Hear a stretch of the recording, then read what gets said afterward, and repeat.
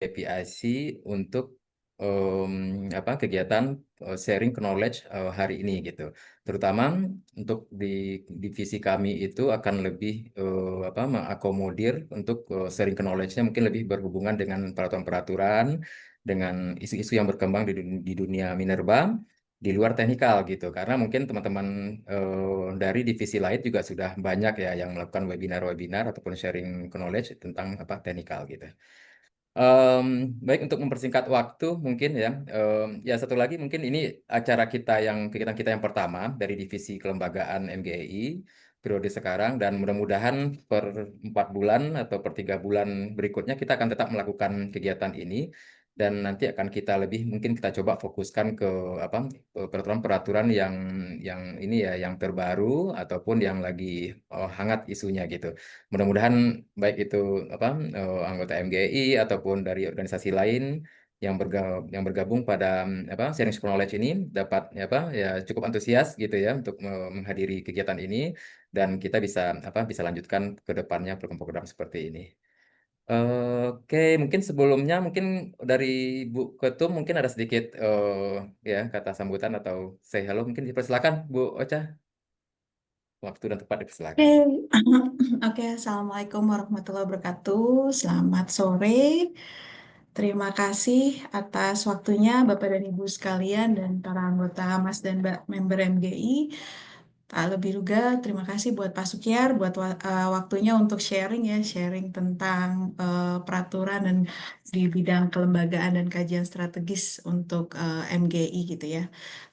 Dan mudah-mudahan sharing pada hari ini bisa membuka dan memperluas wawasan kita, selain kita memikirkan hal-hal yang teknis, tapi kita juga melihat dinamika kebijakan yang dan regulasi yang banyak perubahan gitu. Jadi kita bisa beradaptasi dan berkontribusi juga untuk kegiatan eksplorasi hingga sampai hilirisasi juga, dan kita juga bisa paham apa-apa saja yang berubah dan mungkin kita bisa belajar dari Pak Sukyar juga untuk pengetahuannya gitu. Dan juga terima kasih tak lupa atas kerja keras Mas Abdul Muti nih ya selama dan dan tim gitu ya, dan Mas Budi yang sudah mau memoderator acara pada hari ini. Terima kasih banyak dan semoga ilmu yang bisa di-sharing oleh Pak Sukyar bisa menjadi ilmu yang bermanfaat buat kita semua dan memberi semangat untuk kita lebih mendalami lagi tentang peraturan dan dinamika yang terjadi sekarang ini. Terima kasih. Assalamualaikum warahmatullahi wabarakatuh. Selamat sore. Waalaikumsalam Waalaikumsalam warahmatullahi warahmatullahi wabarakatuh. wabarakatuh. Ya, terima kasih Bu Aca atas sambutannya. Mungkin untuk mempersingkat waktu, saya bisa serahkan ke Bapak moderator kita, Bapak Budi. Ya, Bapak Budi, saya dipersilakan mungkin untuk bisa memulai sharing knowledge-nya. Silakan, Pak. Baik, terima kasih Bu Rosalin, Pak Muti, dan juga Pak Suhyar ya pada acara sharing knowledge pada sore hari ini ya. Ya, saya kira ini acara yang sangat bagus sekali gitu yang diadakan oleh MGI sebagai salah satu organisasi profesi di bidang geologi yang banyak membidani masalah pertambangan ya, mineral dan batu bara gitu kan. Dan apalagi tadi seperti disampaikan Bu Ocha tadi, kalau selama ini mungkin banyak diskusinya terkait hal teknis, ini hal-hal teknis yang sangat menarik saya kira ya, bagaimana kita bisa mengetahui peraturan terkait pertambangan minerba gitu ya. Apalagi kan perkembangannya kan sangat, saya kira sangat dinamis ya, mulai dari dulu di awal kemerdekaan gitu, yang mungkin bagaimana kebijakan mungkin lebih banyak untuk mengoptimalkan sumber daya gitu untuk mungkin dalam rangka pendapatan negara, tapi sekarang mungkin sudah ada hilirisasi dan juga mungkin ada wacana-wacana sustainability di dalamnya. Nah, di sini ada Pak Suhyar gitu kan, ya saya kira narasumber yang sudah sangat mumpuni. Beliau pernah menjadi Dirjen Minerba, juga komisaris, termasuk pernah menjadi komisaris di tempat saya bekerja di PT Vale ya. Yang bisa memberikan sharing knowledge mengenai hal ini. Kepada Pak Suhyar, kami persilakan. Baik, terima kasih Mas Budi, Kamara Warman, Mbak Ocha, Mbak Muti. Ini Mbak Muti yang sering kejar-kejar saya dan memang saya yang meminta supaya bisa dapat mengisi waktu di MGI sebenarnya. Assalamualaikum warahmatullahi wabarakatuh. Saya minta Assalamualaikum tolong Mas warahmatullahi Rafif untuk menayangkan paparan ini. Eh, Mungkin ekspektasi teman-teman khususnya MMGI terlalu besar, ingin tahu lebih rinci mengenai regulasi, tetapi mungkin pada kondisi sekarang ini, saat ini, saya lebih bicara aspek legal, mesti harus dibedakan antara legal dengan regulatory ya. Kalau legal itu kebanyakan bicara undang-undang yang dimana dihasilkan dari produk DPR dan pemerintah, tapi kalau regulasi, bahasa Indonesia regulatory, itu lebih banyak aturan di sektor ya, sektor seperti RKAB, safety, lingkungan, pertambangan, kemudian pembinaan dan pengawasan pertambangan, fiskal, ya, itu lebih banyak ke regulasi. Mungkin saya akan sementara ini saya akan melihat apa sih yang melatar belakangi undang-undang itu dibentuk ya. Eh, dan ini menjadi penting, ini share kita ya. Mungkin eh, bisa juga bagi teman-teman yang punya atau mengetahui, bisa juga share diskusi di forum ini.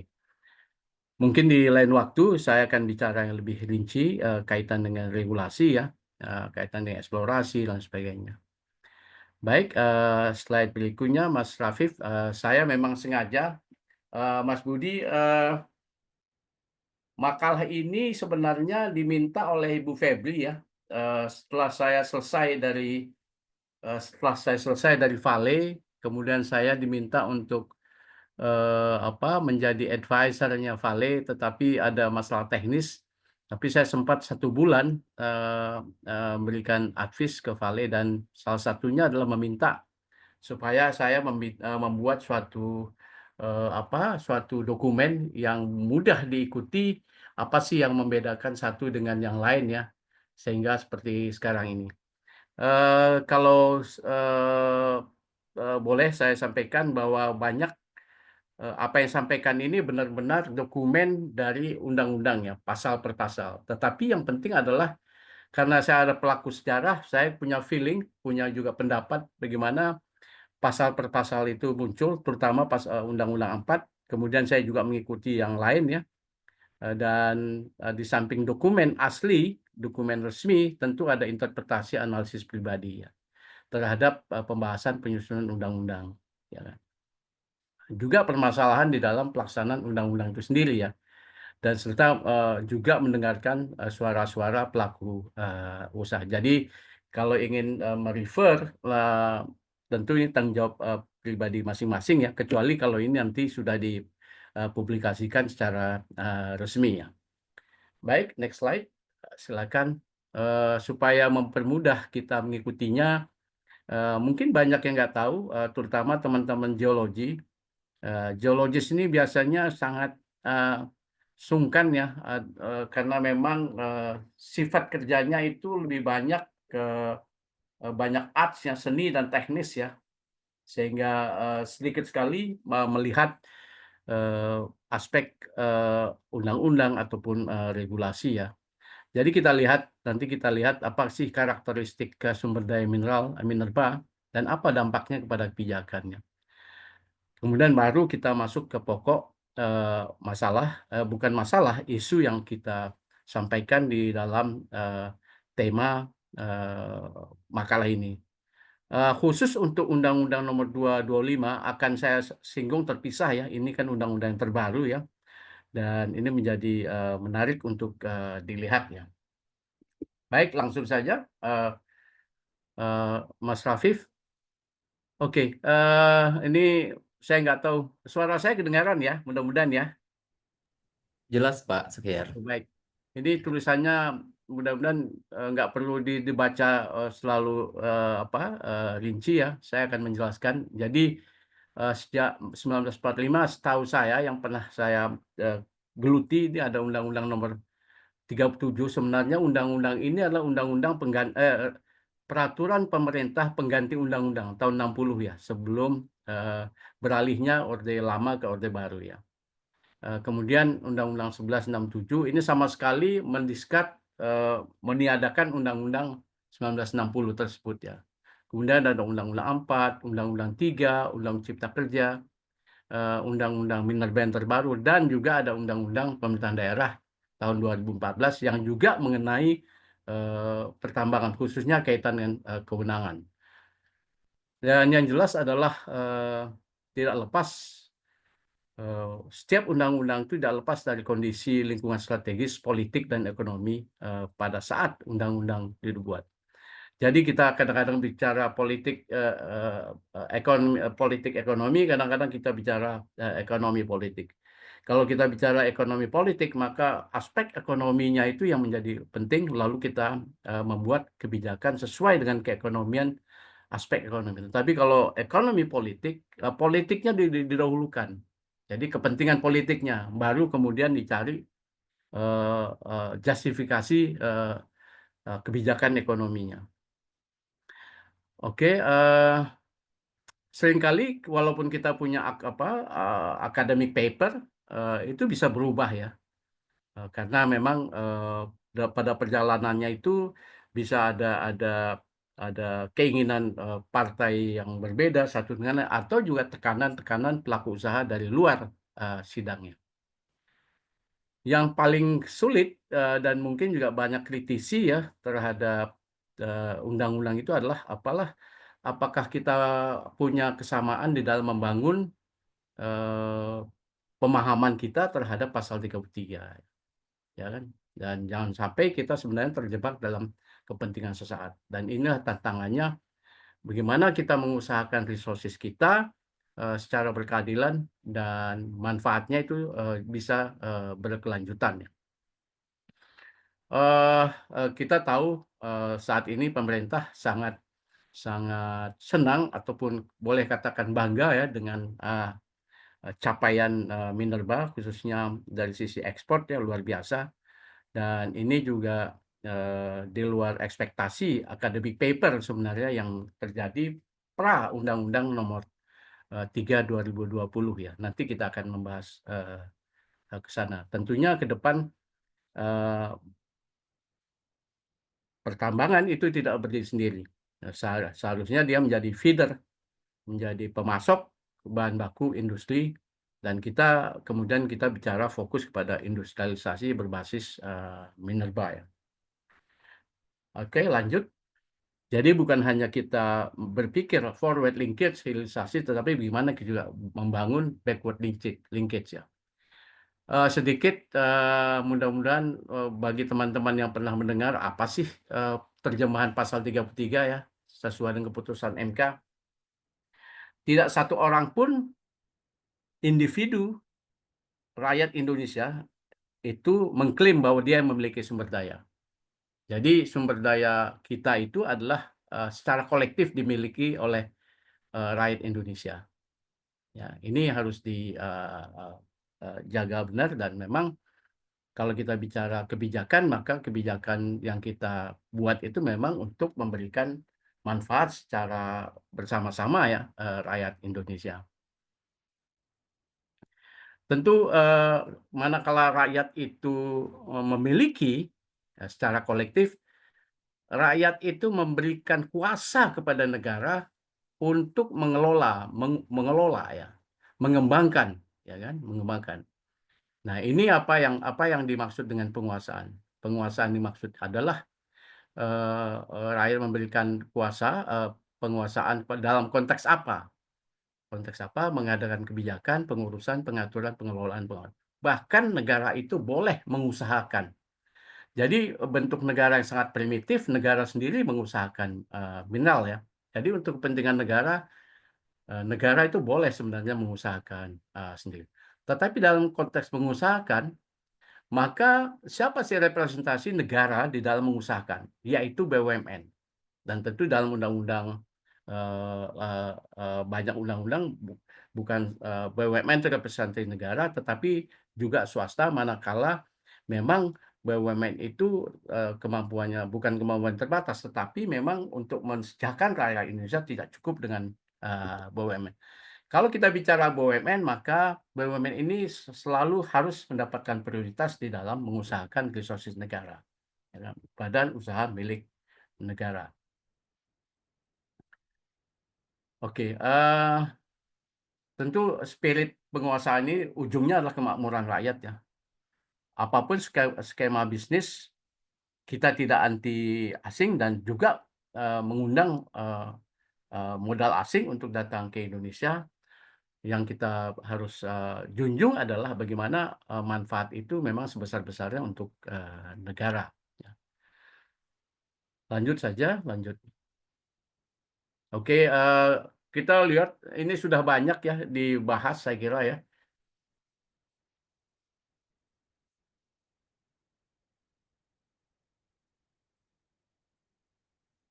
Ini ada apa? Ada message di monitor apa ini ya maksudnya? Mas Budi, ini ada message di monitor. Apakah ada translator ke translasi ke English ya?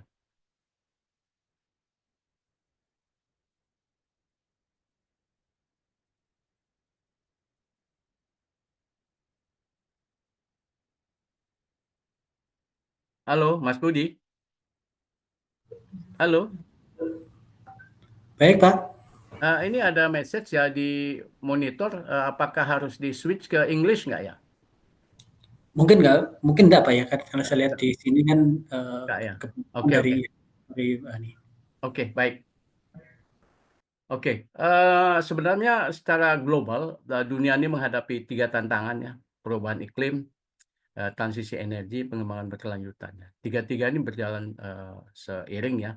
Kalau kita lihat transisi energi, sebenarnya masa lalu juga terjadi ya di revolusi industri 1 ya, di mana beralihnya dari kayu ke batu bara ya, karena kayu itu membawa mudarat ya, di mana-mana polusi sebesar luar biasa, sehingga alhamdulillah kemudian ditemukan batu bara. Next slide, nggak apa-apa.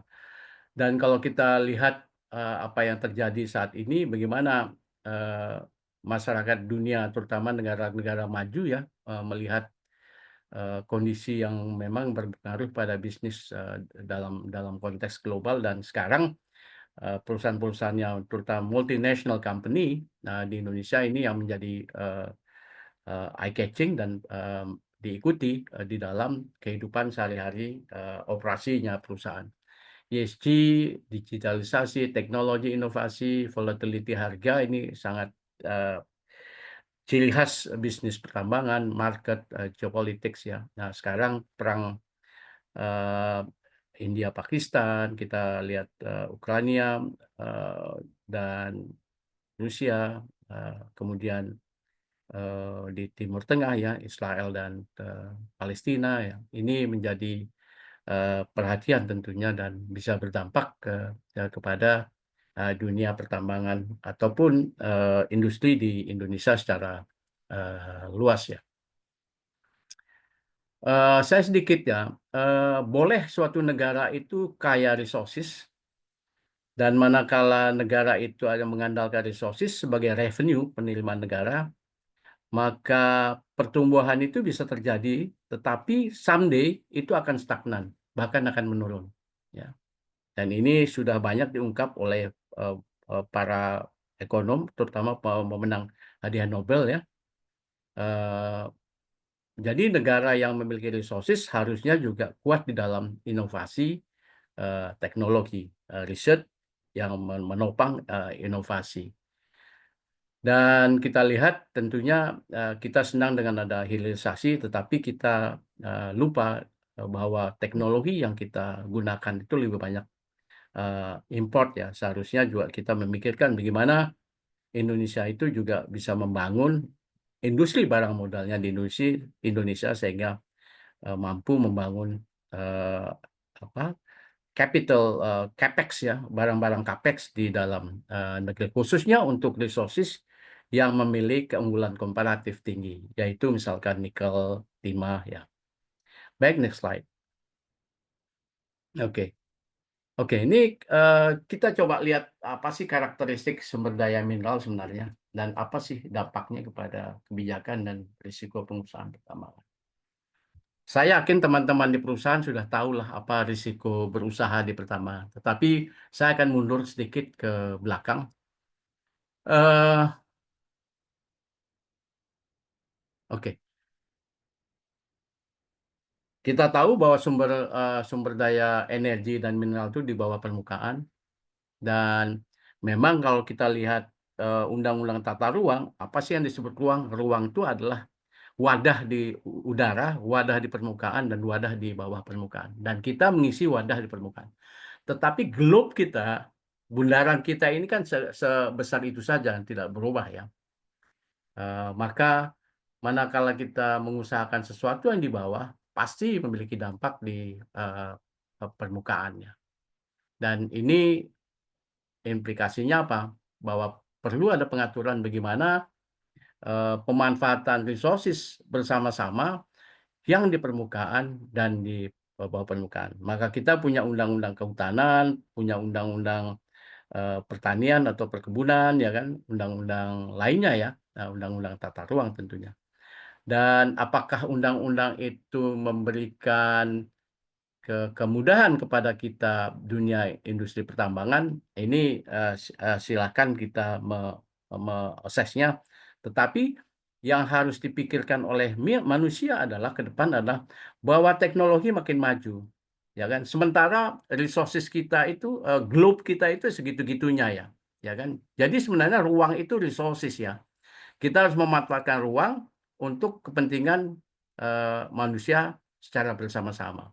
Someday orang itu tidak dengan kemampuan underground mining tidak merusak sesuatu yang ada di permukaan. Kemudian yang penting juga karena di bawah geologis yang mencari resources cadangan itu juga belum tentu menghasilkan cadangan ekonomis ya. Ada sunk cost di sana. Dan ada satupun lembaga perbankan yang memberikan biaya penyelidikan ataupun eksplorasi ya, karena memang memberikan risiko. Maka pemerintah perlu berbagi risiko ya, baik fiskal maupun non fiskal. Jangan dikasih beban fiskal pajak pada saat eksplorasi. Misalnya non fiskal, pemerintah harus menyiapkan data informasi awal sehingga ini bentuk risk sharing ya, bagi dengan pelaku usaha. Dampak lingkungan udah pasti ya, karena kita membongkar sesuatu di bawah permukaan, muncullah undang-undang berkaitan lingkungan, dan ini juga harus dipatuhi. Kemudian juga dalam suatu konsesi ada fosil, non fosil, yang non fosil atau mineral juga beragam juga gitu loh. Dan ini juga harus diatur. Jangan satu mengekang satu yang lain sehingga manusia tidak bisa memberikan manfaat. Dan ini negara harus mengaturnya secara baik ya, agar optimalisasi resources itu bisa dimanfaatkan. Dalam satu deposit mineral utama ada mineral ikutan ya, bagaimana pemanfaatan mineral ikutan dan bagaimana konservasinya. Di dalam mineral logam atau non logam bisa terjadi bersama-sama. Ini sekarang ada masalah. Di aluvium biasanya ada silika, pasir silika. Ini kebetulan saya menangani ini sekarang. Pasir silika ada emas, ada rare earth elementnya, dua-duanya logam ya, emas. Bagaimana nih mensiasatinya? Dan ini kami menyampaikan ke pemerintah supaya ini dipecahkan. Karena tidak mungkin kita mengambil emas atau rare earth, wilayah itu harus diajukan, bukan diajukan, dibuka dengan cara lelang. Kan practically almost impossible gitu loh. Kemudian juga sisa produksi ya, tailing dan slag ini memiliki potensi perlu pengaturan konservasi dan pemotongan. Tentu banyak karakteristik lainnya, tetapi ini yang paling menonjol yang harus dipisahkan. Belum lagi ada di atasnya ada batu bara, di bawahnya ada silika atau sebaliknya ya. Dalam satu konsesi ada logam dan non logam. Saya punya pengalaman pada saat ingin mengajukan WIUP di Aceh, ditolak karena wilayah itu 5.000 nggak salah ya, sudah ada yang mengambil untuk WUP batu bara. Saya pikir wah ini sayang sekali negara tidak mendapatkan informasi dua-duanya karena dua-duanya kan rezimnya berbeda ya, batu bara dengan kebetulan emas primer yang dicari ya. Lanjut saja. Nah, oke, lanjut. Oke, ini gambaran saja. Oleh sebab itu, kalau kondisinya seperti ini, negara perlu menjamin bahwa semua IUP, WUP, ataupun KK, PKP2B yang ada itu harus dilindungi dari perubahan tata ruang. Ini dan kebetulan di undang-undang itu sudah ada ya, Undang-Undang 3 2020 ya. Semua izin-izin yang keluar itu dilindungi dan tidak boleh diubah tata ruangnya. Mungkin mudah-mudahan dan prakteknya demikian ya. Lanjut, silakan. Kalau kita lihat bagaimana sih yang dimaksud pemerintah harus risk-sharing ya. Saya kira mau dia geothermal, oil and gas, ya minerba, pasti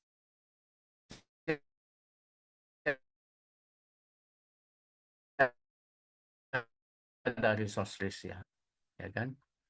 Ya. Tetapi yang saya penting adalah tidak mungkin investor masuk, tidak ada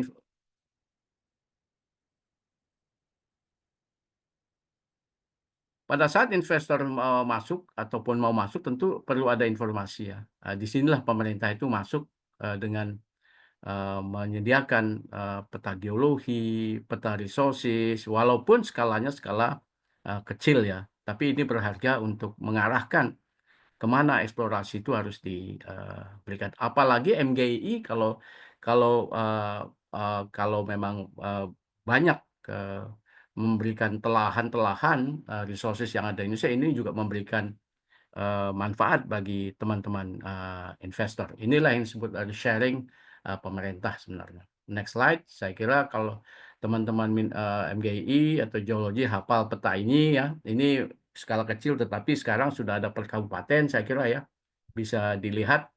Mudah-mudahan teman-teman pernah lihat per kabupaten resources yang ada ya. Inilah sharing dalam skala kecil tapi skala besarnya bisa dilihat di websitenya, mungkin di Badan Geologi ataupun di Minerba ya.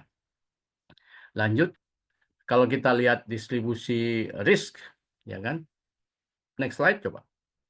Next slide. Oke. Kalau kita manfaat, intinya begini. Ada pertambangan, ada usaha tambang, menghasilkan tambang, ada nilainya, nilai ekspor, ya kan. Tetapi bukan hanya initial outlay nilai ekspor, tetapi ada efek ganda lainnya ya.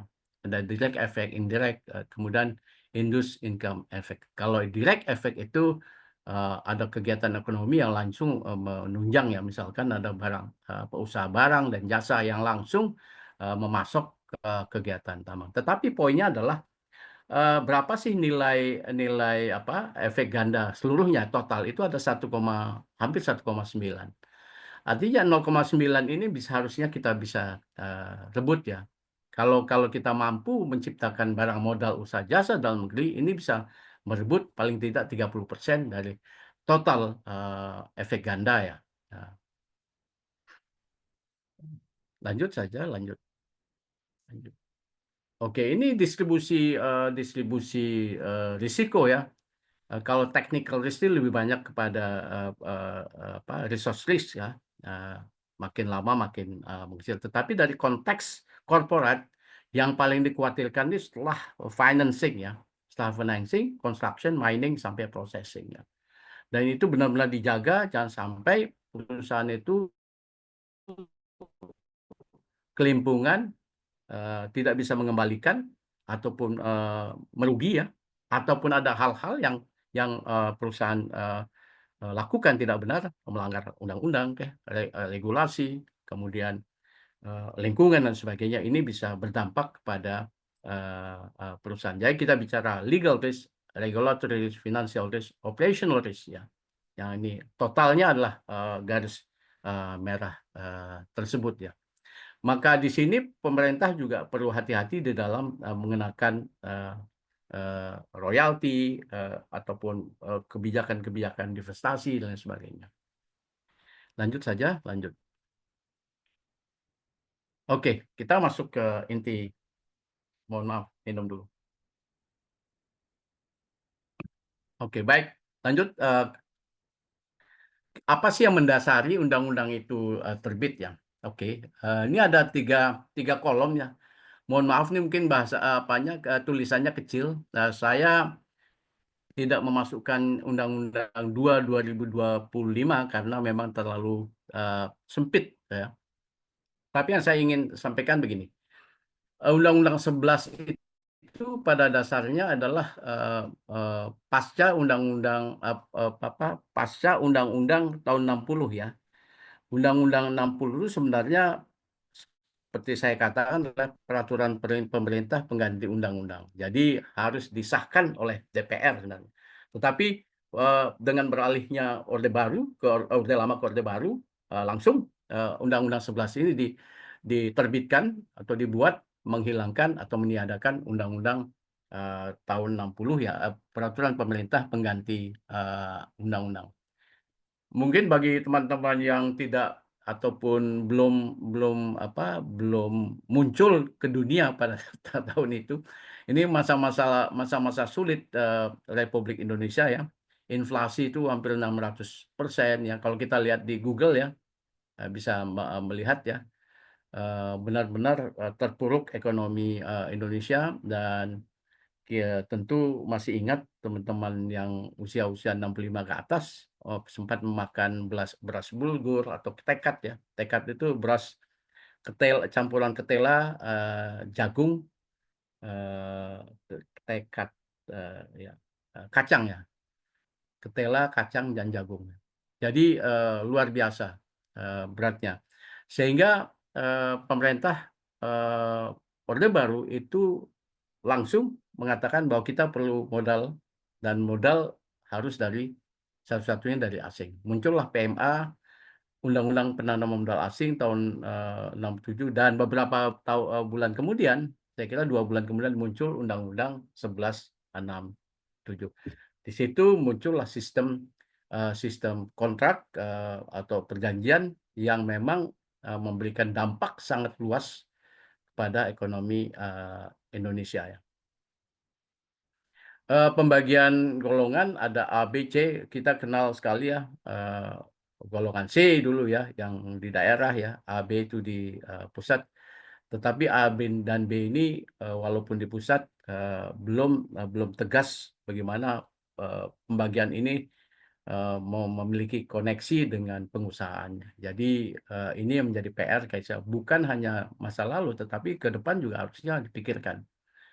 Undang-Undang 4 ini reformasi 1998. Ya kan? Apalagi banyak tuntutan daerah untuk mendapatkan memperluas kewenangan pertambangan. Meminta supaya kedaulatan sumber daya mineral ada di tangan negara lebih besar dibandingkan pelaku usaha. Kemudian dari Undang-Undang 4 ke Undang-Undang 20 itu ada Undang-Undang 23 ya, Pemda yang menarik. Kebetulan di Undang-Undang ini dengan tuntutan daerah yang begitu luas, kewenangan itu semua ditempatkan di kabupaten kota. Saya kira kita masih ingat itu ya, otonomi daerah seluas-luasnya ya. Tetapi kemudian dengan kejadian ataupun fakta-fakta yang ditemukan di lapangan, maka kewenangan ini tarik ke Pemda tahun 2014. Dan ini membawa implikasi tentunya ya. Database kita berubah-ubah ya kan. Ini menjadi kan kalau ada kenakalan-kenakalan, di sinilah terjadinya kenakalan-kenakalan tersebut ya. Kemudian Undang-Undang 3, saya kira ini mengisi kekosongan hukum ya, yang tidak dituangkan, tidak dibahas di Undang-Undang 4. Apa itu? Bahwa Undang-Undang 4 itu sudah meniadakan sistem kontrak, ya kan? Tetapi bagaimana kalau kontrak itu berakhir? Bentuknya seperti apa? Luasnya seperti apa? Fiskalnya seperti apa? Nah, ini tidak sempat dibahas, walaupun Undang-Undang 4 ini dibahas cukup lama, bahkan satu dari sedikit lama-lama yang dibahas di DPR, 3 tahun lebih ya. Dan ini dibahas kemudian di Undang-Undang 3, nanti kita akan masuk ke wilayah sana. Kemudian kewenangannya juga dicabut di provinsi, semua ditarik ke pusat.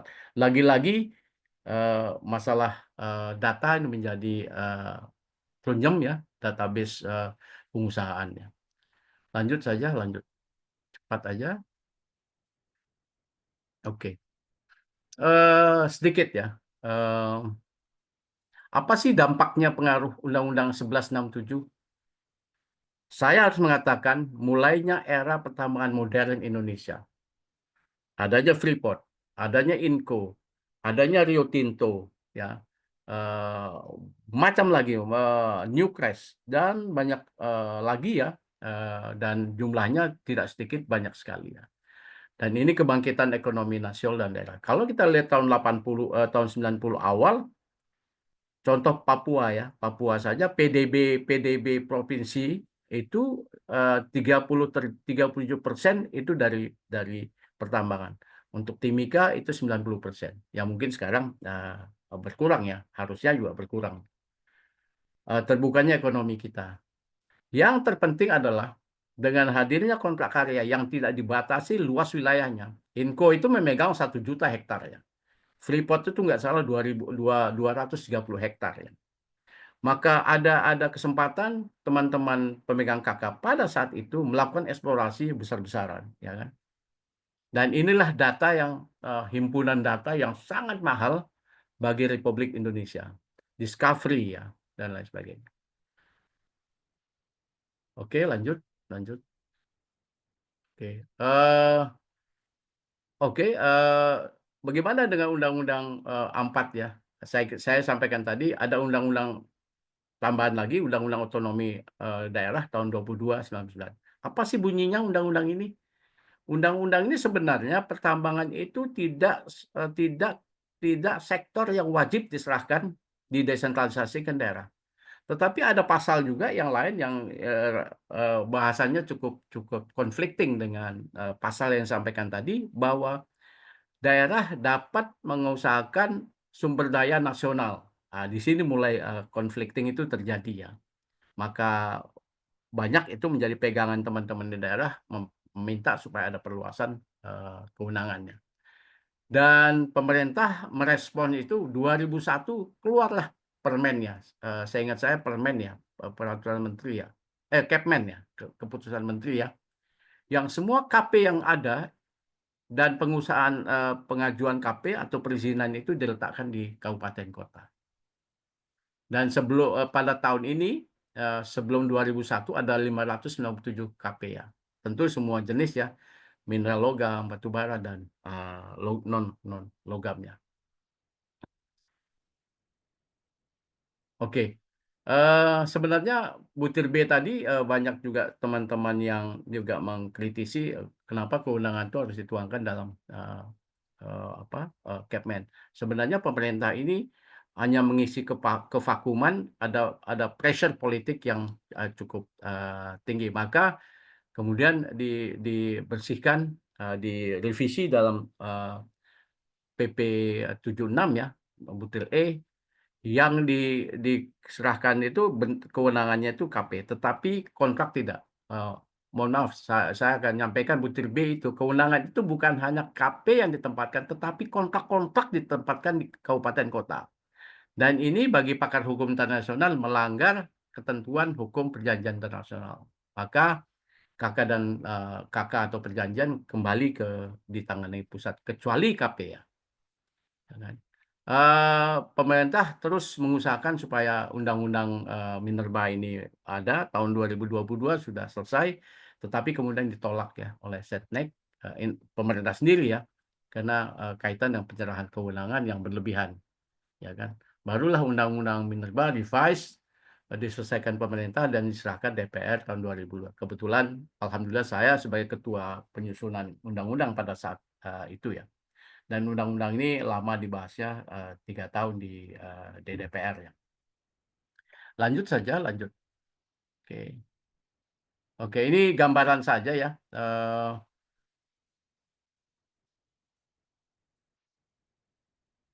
Tahun 2007 saja ya, begitu kewenangan diletakkan di daerah ya,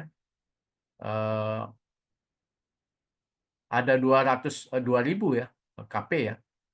Kemudian kontrak itu ada 146 ya, beberapa sudah dilepas saya kira ya, sudah diterminasi ya. Sebenarnya jumlahnya banyak ya, ada 300-an ya untuk kontrak ya. Lanjut saja, lanjut di gambaran saja. Kemudian slide, next slide, next slide, sweep.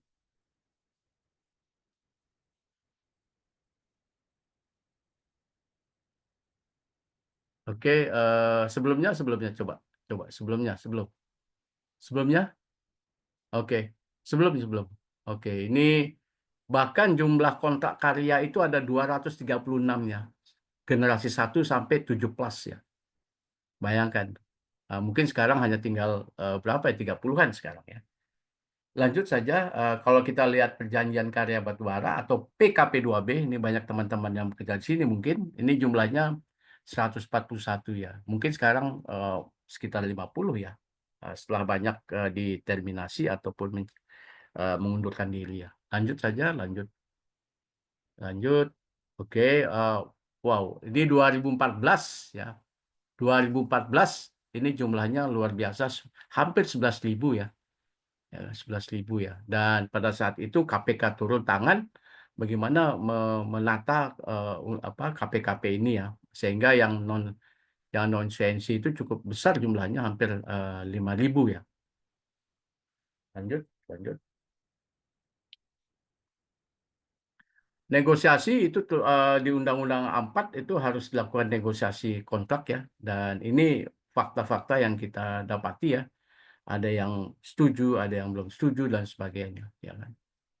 Tapi yang penting adalah yang sampaikan adalah banyak teman-teman sudah setuju, tinggal diteken. Saya juga pelaku sejarah di dalam ini ya. Lanjut saja, lanjut. Saya nggak perlu lama-lama di sini. Next slide. Oke.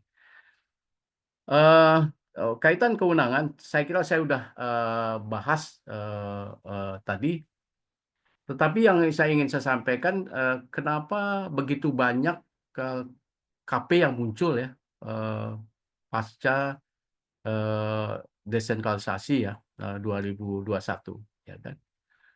Pada saat undang-undang keluar, Undang-Undang 4 2009, maka kemudian dibuat suatu PP bahwa perusahaan-perusahaan itu harus mentransfer bentuk KK ke IUP.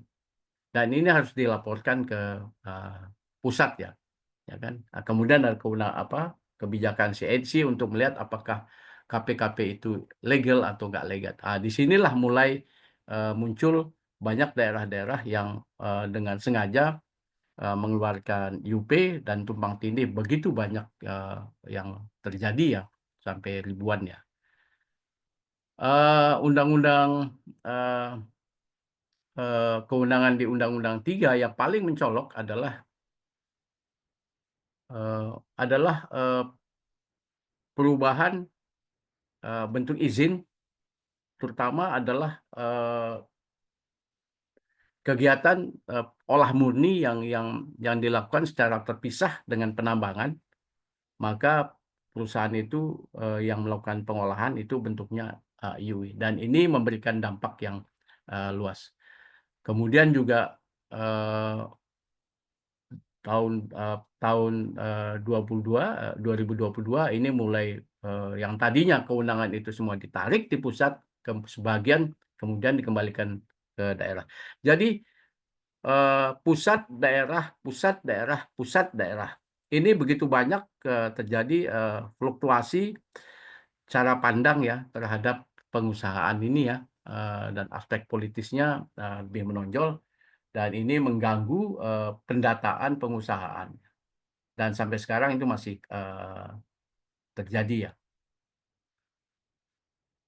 Kemudian pengelompokan ini juga sebenarnya kaitan dengan kewenangan dan pengelompokan mineral. Selama ini kan hanya dikelompokkan yang berdampak ke pengusahaan itu adalah karena ada sifat fisik, mineral logam, non logam, kemudian batu bara ya. Tetapi belum sampai level strategis atau tidak strategisnya suatu mineral, dan ini kapan itu harus ditangani pusat dan kapan daerah. Ini yang perlu ya ke depan dilakukan. Memang Menteri SDM sudah mengeluarkan Capman-nya, saya permen atau Capman ya, tapi intinya adalah ada 4 jenis 47 mineral kritis di Indonesia ya. Ini mungkin terbanyak di dunia ya, sepengetahuan saya ya. Dan ini sebenarnya tidak inline dengan definisi apa itu mineral kritis ya. Lanjut saja, lanjut.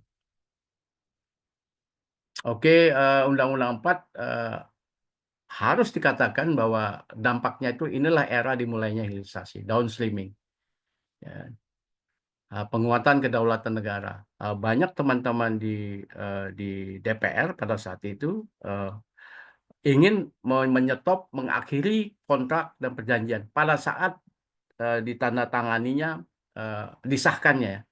Tetapi pemerintah bargaining supaya diberikan keleluasaan sampai berakhirnya kontrak. Oleh sebab itu kalau kita lihat di pasal satu pasal peralihan ya, ini ada sedikit interpretasi yang mungkin tidak sama satu dengan orang lain yang melihatnya ya. Maksudnya adalah bahwa rezim kontrak itu diakhiri dan ini kembali ke sistem izin ya, ataupun dulu KP dan sekarang izin ya. Kemudian adanya wilayah percadangan negara, di mana negara punya kewenangan besar di sana untuk mengelola. Tetapi WPN ini sekarang sudah tidak bermakna ya, sudah ditinggalkan ya, tidak. Walaupun per definisi tetap ada dan sering disebut-sebut, tetapi meaningful ya, tidak bermakna sama sekali sampai sekarang. Oke, ada pelarangan ekspor. Banyak yang nggak suka bahasa pelarangan, bahasa yang dipakainya adalah kewajiban pemurnian, padahal maknanya sama ya. Kewenangan secara luas, tetapi dampaknya mengerikan ya. Banyak masalah yang dihadapi. Oke, lanjut. Oke, ini menjelang berakhirnya ada masa transisi 5 tahun di Undang-Undang 4 membangun fasilitas olah murni, dan pelaku usaha kejar-kejaran untuk produksi nikel, boksit, kemudian pasir besi ya meningkat tajam, kemudian tentu akan drop. Dan inilah yang membuat academic paper kemudian tahun 2018 dampak ini masih terasa sampai 2017 ya. Dan kekhawatiran ini membuat pemerintah harus membuat undang-undang baru. Maknanya adalah di undang-undang academic paper itulah bahwa dengan kewajiban olah murni dalam negeri, produksi nasional ini turun sehingga PNBP-nya juga jeblok kan. Dan ini juga sebenarnya akhirnya tidak terbukti ya sama sekali ya. Lanjut, silakan. Oke, Pra-Undang-Undang 3 yang saya mengatakan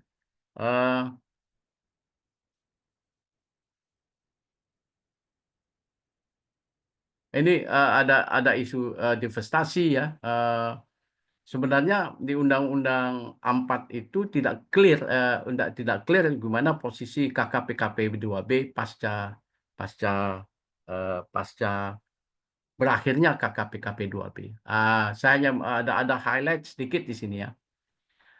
Pada saat negosiasi dilakukan, ini kita melihat Undang-Undang Minerba bahwa IUPK, izin usaha pertambangan khusus, kalau KKP-KP 2B itu berakhir maka bentuknya IUPK, ya kan? Luasnya adalah 25.000 dan 15.000. Maka inilah pegangan negosiasi kontrak pada saat itu, ya kan?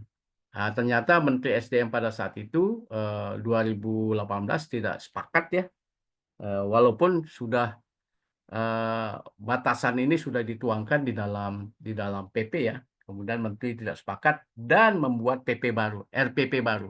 Disinilah terjadi konflik antara Menteri SDM dengan Menteri BUMN tentang luas PKP 2B. Pertanyaannya oleh Menteri BUMN, loh,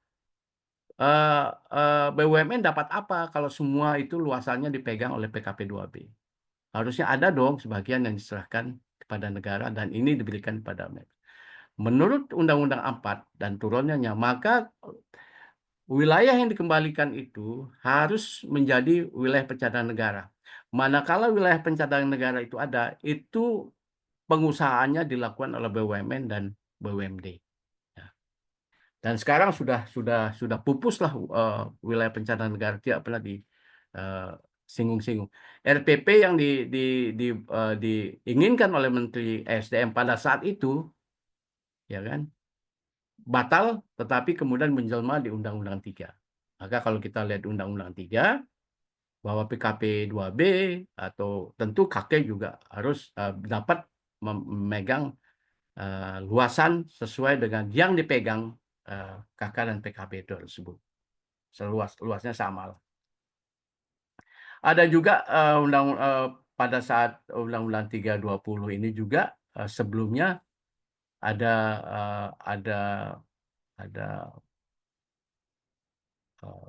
biji yang boleh diekspor ya, nikel dan alumina tahun 2017 ya.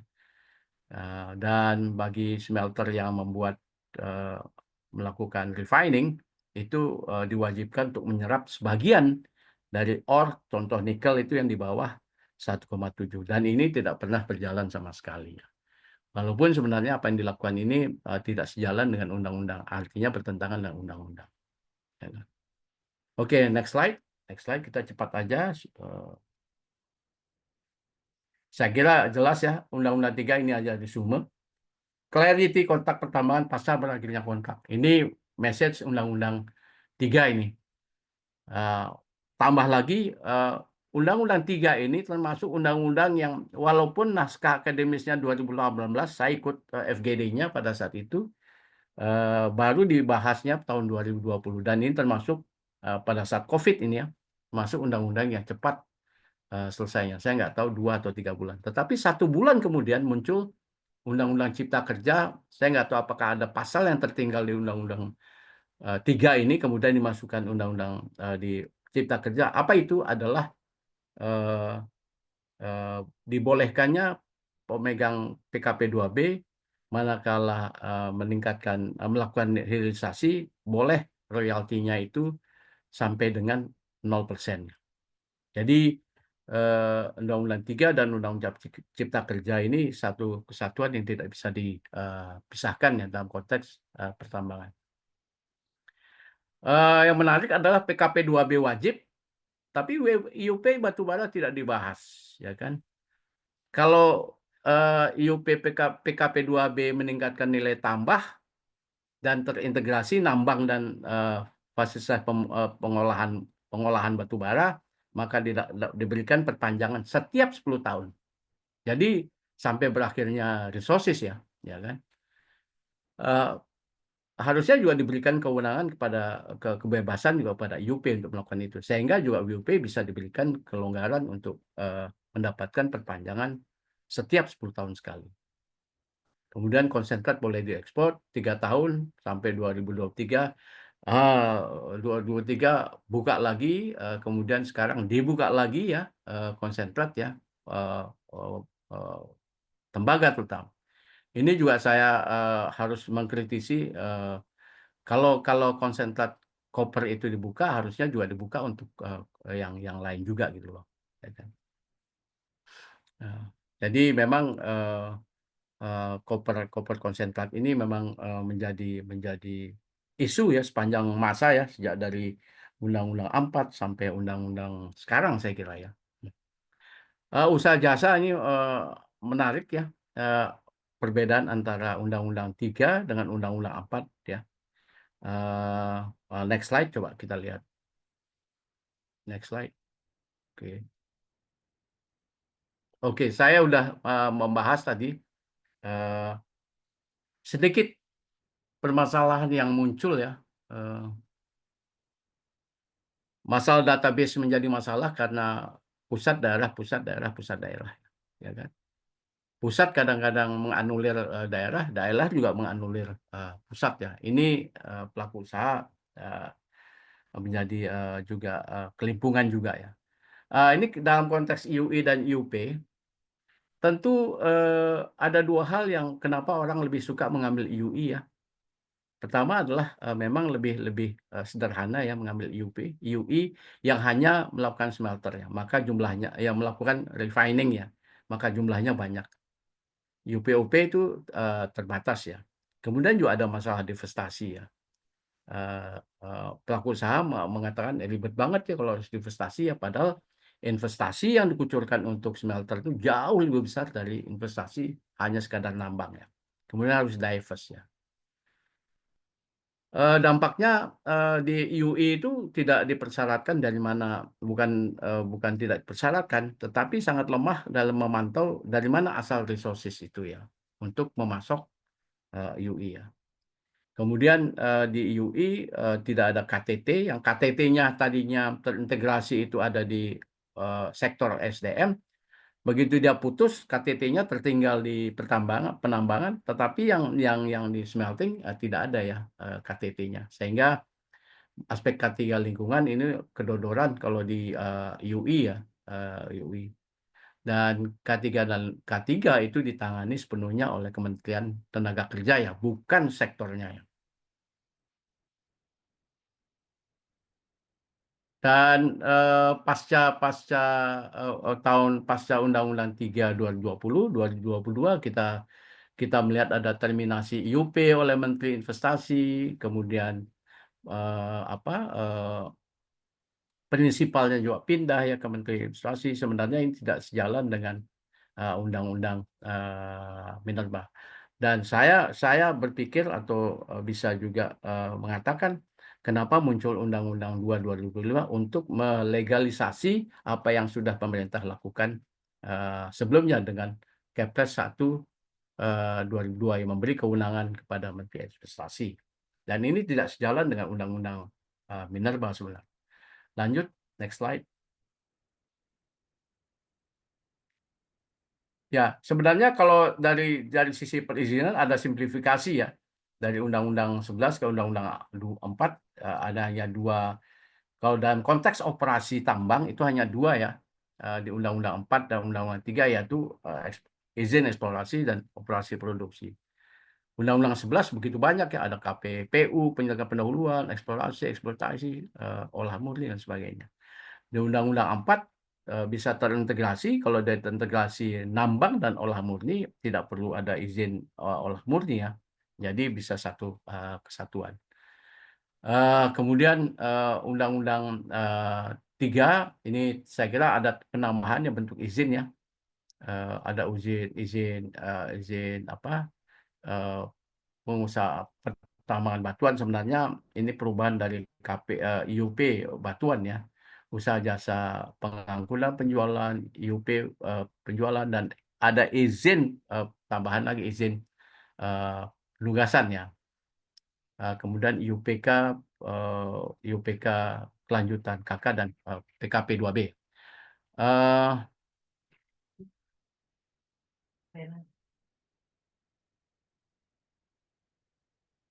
Oke, lanjut aja. Jadi dalam konteks izin di Undang-Undang 4 itu WPN masih berlaku, di mana WPN itu adalah sumber dari lahan yang diperuntukkan kepada BUMN. Disebut UPK. Dan di Undang-Undang 3 UPK itu diperluas lagi, yaitu UPK yaitu sebagai kelanjutan KK PKP 2B. Saya kira bagus sekali ini ya idenya, tetapi kemudian meniadakan sebenarnya WPN ya. Next slide coba lihat. Ini bentuk izin kalau terpisah processing UI ya. Tadi saya sudah lihat dampaknya. Dampak lainnya adalah masalah database cadangan dan sumber daya.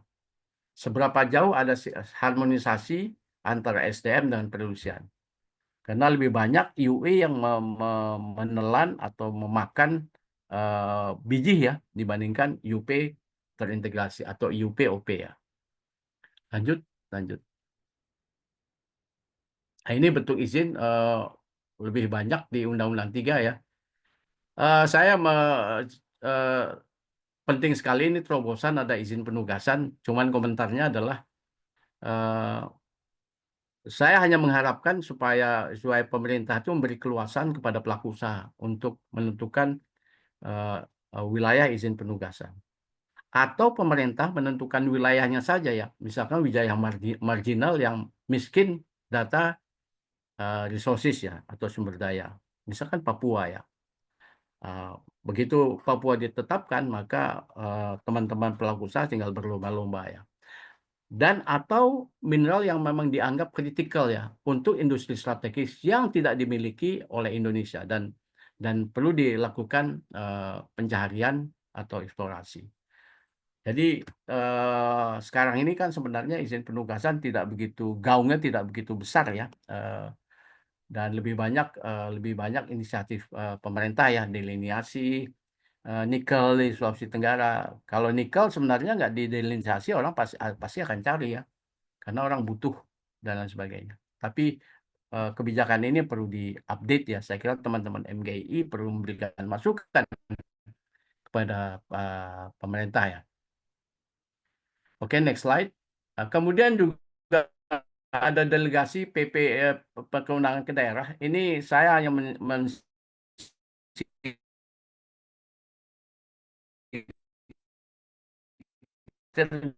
begini.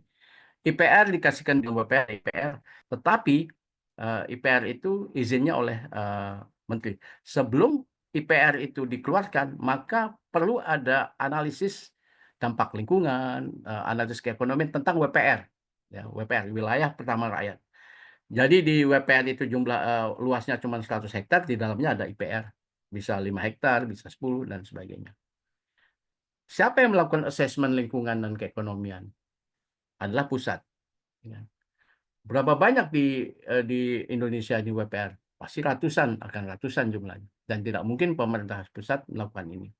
Maka saran saya kepada pemerintah pusat beberapa kali, asesmen WPR ini dilakukan oleh daerah. Karena mereka lebih tahu daerahnya ya.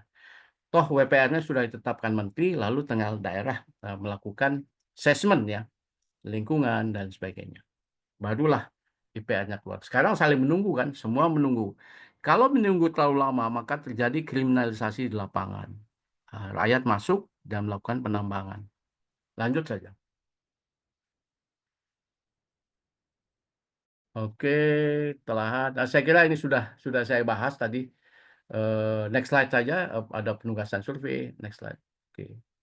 Luas wilayah, memang yang berubah adalah karena tidak ada KKP 2B lagi, tinggal IUP, jumlah luas tidak berubah banyak. Undang-Undang 4, Undang-Undang 3 ya, Undang-Undang 11 bahkan lebih sedikit, lebih kecil jumlahnya dibandingkan dalam bentuk KP IUP ya, dibandingkan Undang-Undang 4. Jadi Undang-Undang 4 dan Undang-Undang 3 ini luasnya lebih besar dibandingkan apa yang ada di Undang-Undang 11. Kalau durasi hampir sama ya, kecuali kalau perusahaan itu melakukan olah murni, maka durasinya akan lebih panjang ya, bisa 10 tahun setiap kali perpanjangannya. Lanjut. Oke, next slide. Ini sudah 1 jam ya saya kira. Usaha jasa pertambangan, ini sedikit. Coba next slide, Viv, coba next slide. Ada nggak gambarnya ya? Next slide. Oh, nggak ada. Oke. Next slide. Usaha jasa. Oke. Next slide. No. Sebelumnya, Viv, usaha jasa. Oke. Di Undang-Undang 3 2020, semua tahapan kegiatan pertambangan. Apa sih warna pertambangan itu yang disebut pertambangan? Mulai pendidikan umum, eksplorasi, FS, kemudian konstruksi, tambang, olah murni, reklamasi, pasca tambang. Itulah tahapan pertambangan. Dan di Undang-Undang 3, ini semua tahapan itu bisa dilakukan parsial, ya. Dilakukan oleh perusahaan di luar pemegang IUP. Jadi sangat luas perannya usaha jasa di sini ya. Berbeda dengan Undang-Undang 4. Undang-Undang 4 penambangan itu tidak boleh dilakukan oleh usaha jasa, tidak boleh di-outsource ya, karena itu adalah kegiatan inti ya, tidak boleh. Tapi di Undang-Undang 3 dibuka. Maka sebenarnya di sini peran usaha jasa ini mampu menciptakan orang-orang yang memang kredibel, menjunjung tinggi good mining practices ya. Jadi jangan sampai kita juga mendebat, loh kok manajemen perusahaan itu kok bukan orang tambang, bukan orang geologi. Enggak, karena mereka juga tidak apa-apa. Ada artis, ada dan lain sebagainya. Tetapi yang dia pentingkan adalah KTT-nya. Tetapi the rest itu dilakukan oleh usaha jasa. Apa kemudian terjadi? JO kan? Bisa terjadi satu wilayah dilakukan oleh lebih dari satu JO kan? Bagaimana konservasinya? Bagaimana pengelolaan lingkungannya? Jadi ini juga challenge ya. Kalau memang itu mau terus diterapkan, maka perusahaan-perusahaan usaha jasa ini harus diperkuat gitu. Lanjut. Dan sebenarnya ini yang disampaikan pada saat Presiden Prabowo ketemu pada demo Hari Buruh ya, bahwa akan menghilangkan outsource. Ini juga mau menjadi perhatian kita sebenarnya ya. Karena kita selalu mendebatkan, oh kok perusahaan pertambangan kok bosnya kok bukan orang tambang, bukan orang geologi, bukan orang knowledgeable di bidang pertambangan. Nah, faktanya kan kita juga membuat kebijakan atau peraturan perundangan juga tidak mengharuskan seperti itu gitu. Oke, divestasi, saya tadi sudah jelaskan sesuatu yang dikhawatirkan pelaku usaha, tetapi toh juga dilakukan oleh pelaku usaha. Yang dikhawatirkan adalah semakin banyak investasi karena smelter, maka ini harus dipertimbangkan. Waktu mulainya divestasi. Saya kira PP 96 sudah memperhatikan ini ya. Makin lama waktunya dimulainya, sejak waktu produksi dimulainya divestasi ya. Ya kan? Maka kekhawatiran divestasi itulah yang membuat lebih baik orang mengambil bentuk UI ya. Lanjut. Saya kira kalau kita lihat royalti dan divestasi ini boleh dikatakan merupakan simbol ya, simbol kepemilikan oleh negara ya. Royalti itu dibayar, atau royalti dan divestasi berkaitan dengan kegiatan usaha yang mengeluarkan resources ke permukaan bumi. Jadi kalau smelter itu bukan bagian dari, harusnya tidak bagian dari royalti ya. Jadi royalti itu dibayarkan kepada bahan tambang yang dikeluarkan dan dijual ya. Demikian juga divestasi itu kegiatan usaha aset sampai dengan penambangan sebenarnya yang divest. Pertanyaannya kemudian bagaimana kalau terintegrasi, maka royaltinya atas kesepakatan antara pelaku usaha dan pemerintah diambilnya di ujung. Kayak Vale ya, Nickelmat, kayak Antam, Feni itu diambilnya di ujung, ya kan? Yang paling pelik adalah pada saat divestasi ya. Oke, lanjut saja, lanjut.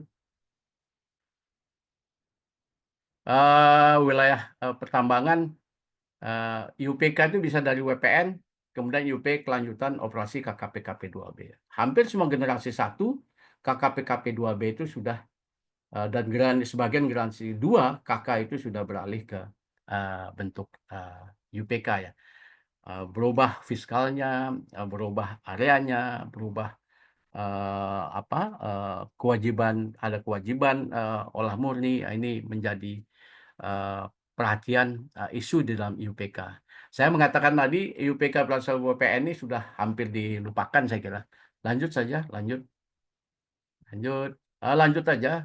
Kita ini WPN itu harus pengetahuan DPR sebenarnya. Kemudian ini kelanjutan KK, PKP 2B jadi cukup dengan Menteri SDM yang mengevaluasi, keluarlah WUPK, kemudian IUPK-nya keluar. Lanjut saja, nilai tambah. Saya kira ini Undang-Undang 4, Undang-Undang 3 sama ya semangatnya. Tapi yang dari kacamata industri, sebenarnya apa yang kita lakukan masih sebatas bahan baku industri ya, belum sampai lebih ke hilir mau NPI kah, ferronickel kah, nickel matte kah, ini belum sampai ke ujung. Seharusnya nikel ya sebagai memiliki keunggulan komparatif paling tinggi ini bisa lebih jauh ke hilir. Dan sudah saatnya pemerintah ini juga melakukan evaluasi apakah semua mineral-mineral ini harus diolah dan harus dimurnikan, terutama mineral logam. Apakah pasir besi itu harus diperlakukan seperti itu? Ini sudah waktunya dievaluasi.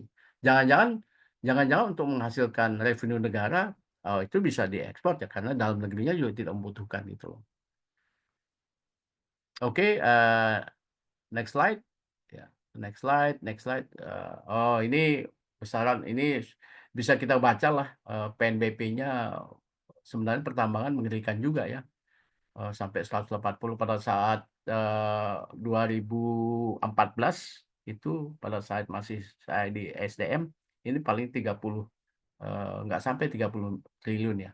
Lanjut saja, lanjut. Tapi kita buta ya berapa tax pajak yang dihasilkan ya, sampai sekarang susah mendapatkan. Di daerah juga gitu, pertumbuhan ekonomi Sulawesi Tengah dan Sulawesi Tenggara adalah terbesar dibandingkan daerah lain, di atas rata-rata pertumbuhan nasional ya. Lanjut aja, saya nggak detail melihat ini ya. Lanjut. Oke, kita masuk Undang-Undang 2 ini. Ini kondisi saya mengatakan tadi bisa jadi bahwa Undang-Undang 2 itu untuk melakukan legalisasi apa yang dilakukan pemerintah sebelumnya, mencabut izin, ya kan? Kemudian pemberian konsesi kepada ormas keagamaan, walaupun ini tidak sejalan dengan undang-undang, ini perlu legalize ya, diberikan legitimasi. Kemudian juga ada masalah sampai sekarang, masalah mineral non logam tidak menjadi perhatiannya.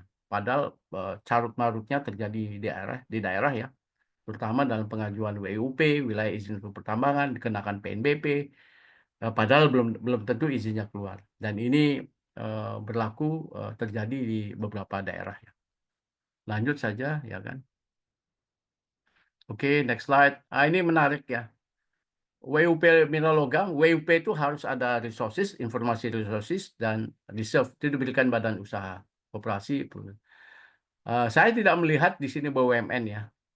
Badan usaha biasanya kalau di undang-undang itu BUMN clear ya, seperti di pasal-pasal berikutnya ya. Lanjut, UMKM, ormas keagamaan ya. Next slide, nggak apa-apa. Pertanyaannya apa sih kriterianya? Ini juga menjadi PR ya, saya kira bagi teman-teman di Minerba dan pemerintah ya. Ada luas dan batasan tetapkan menteri, ada koordinasi. Ini yang paling pelik adalah ada data WUP, data sumber daya misalnya. Dari mana yang dapatnya? Artinya adalah wilayah izin usaha pertambangan yang akan diberikan ke pelaku usaha tadi, BUMN, ormas, ini adalah bukan pasti ya, kemungkinan besar berasal dari IUP yang dicabut pemerintah, ya kan? Bagaimana bisa pemerintah mencabut? Ada pasal berikutnya. Next slide. Ini baru BUMN disebut manakala kerjasama dengan perguruan tinggi ya, ya kan? Next slide, ya kan? Next slide. Oke. Nih IUP yang terbit sebelum undang-undang dan terdapat permasalahan tumpang tindih, ya kan? Dikembali kepada negara ya. Ya kan? Dan juga yang dilakukan oleh pemerintah daerah ya, ini kembalikan pada negara. Dan ini kemungkinan besar yang akan diserahkan kepada pelaku usaha dalam ormas ya, dengan cara prioritas. Jadi ada prioritas, ada tender, atau ini juga menjadi pelik ya, kapan itu diprioritas, kapan itu tender ya. Dan wilayah yang dikembalikan oleh PKP 2B tentunya ya kan. Sekarang banyak juga PKP 2B yang melepas daerah dan sudah ada informasi sumber daya dan cadangan. Next slide. Next slide. Oke, next slide aja nggak apa-apa, ini sudah saya jawab tadi. WUP itu sebenarnya sesuatu yang diajukan sebenarnya. Sesuatu yang awal, belum tentu ada resource atau belum tentu ada cadangan. Tetapi dalam konteks Undang-Undang 225 ini WUP yang dimaksud adalah WUP yang sudah ada resource dan cadangan. Tentu ini berasal dari sesuatu ya sesuatu yang wilayah yang dikembalikan pada negara atau dicabut. Ya. Dan ini sudah disampaikan Menteri SDM pada saat halal bil halal di SDM waktu yang lalu. Yang menarik adalah ada sisi positif ya. Jadi ini mengatasi kebuntuan tata ruang juga. Jadi kalau WUP itu dikeluarkan, maka sumber daya alam yang di dalam konsesi itu harus mengalah kepada pertambangannya. Ini menarik juga. Next slide. Next slide, next slide, next slide. Oke.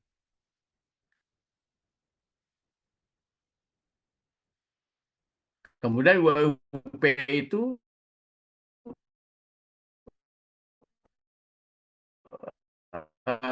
biasanya kan begini. WUP itu diberikan kalau sudah kalau ada tata ruang tambahan. Tapi ini enggak, kalau pemerintah dapat, ini suatu hal yang menarik juga ini. Next slide. Ya. Next slide. Oke, next slide. Oke. Oke, SDA yang lain itu mengalah ya di konsesinya. Kalau WUP ditetapkan, maka potensi sumber daya alam yang terdapat di dalamnya diprioritaskan untuk kegiatan usaha pertambangan. Ini menarik nih. Bisa jadi ada sawit ya, bisa jadi ada perkebunan lainnya. Ini mengalah ya. Tetapi ini prakteknya seperti apa di lapangan, ini tentu perlu peraturan pemerintah yang lebih rendah. Next slide. Oke, saya kira saya tidak baca kesimpulan, sudah banyak yang saya sampaikan, bisa bisa bisa dilihat masalah kedaulatan negara. Ini bagaimana cara pandang penafsiran pasal 33, apakah di DPR dan pemerintah, ya kan? Dan kalau kita lihat misalkan pembahasannya pendek, maka sebenarnya itu cerminan juga ada kepentingan-kepentingan yang mendesak ya. Dan pemerintah negara melihat dengan terbitnya Undang-Undang 220 melihat bahwa eh, eh, ada ketidakadilan dalam pengusahaan pertambangan. Ini tentu perlu perdebatan ya, bisa didebatkan ya, ataupun menjadi bahan renungan kita ke depannya. Yang saya ingin sampaikan adalah terjadi marginalisasi peran BUMN ya, yang sebenarnya di awal-awal itu mulai dari Undang-Undang 1960 itu selalu BUMN itu disebut-sebut ya sebagai representasi negara dalam mengusahakan minerba ya. Dalam konteks ini tidak lagi karena ada pelaku usaha lain yang juga diberikan prioritas, itu boleh dikatakan sebagai representasi negara di dalam mengusahakan mineral. Lanjut, next slide. Ini terakhir saya kira, next slide. Next slide, peningkatan nilai tambah, saya kira ini poin pentingnya adalah harmonisasi kebijakan SDM dengan manufaktur, industri manufaktur, Kemenperin ya. Ya, ini maju mundur larangan ekspor di masa lalu juga pernah menjadi masalah ya. Makin membuat industri di luar negeri itu udah hidup ya. Apa ekspektasi pelaku usaha ya? Apa sih penilaian pelaku usaha ya dengan kondisi sekarang? Tampaknya tidak lagi usaha minerba sebagai usaha jangka panjang, ya kan? Ini sebenarnya tidak kalau kita lihat eksplorasi aja 8 tahun, itu aja jangka panjang kan. Belum lagi lifetime-nya ya, yang 50 tahun ya, itu kan jangka panjang ya. Jadi maksudnya adalah pelaku usaha yang jangan ada perubahan-perubahan yang cepat ya, royalti dan sebagainya. Pendekatan eksplorasi belum terwujud ya. Yang dihadapi adalah legal dan regulatory risk ya sekarang ini yang dilakukan pelaku usaha ya. Dan ini perlu ada bridging dengan pemerintah tentunya. Pemberian WUP yang nanti dengan badan usaha yang perlu transparansi lah ya. Terutama dengan perlakuan Undang-Undang 2 2025 ya.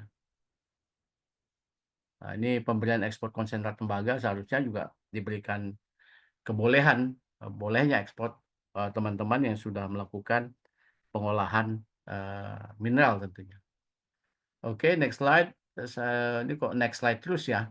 Oke, ini yang fokus Indonesia ini selalu beginilah, orang-orang yang tidak selalu dikotomikan antara hilirisasi industrialisasi. Hilirisasi udah pasti industrialisasi, tetapi yang kita maksud hilirisasi itu adalah bagaimana kita meningkatkan resource kita, sumber daya mineral kita itu, ya kan, dan memang bergerak ke downstream ya, ke hilir.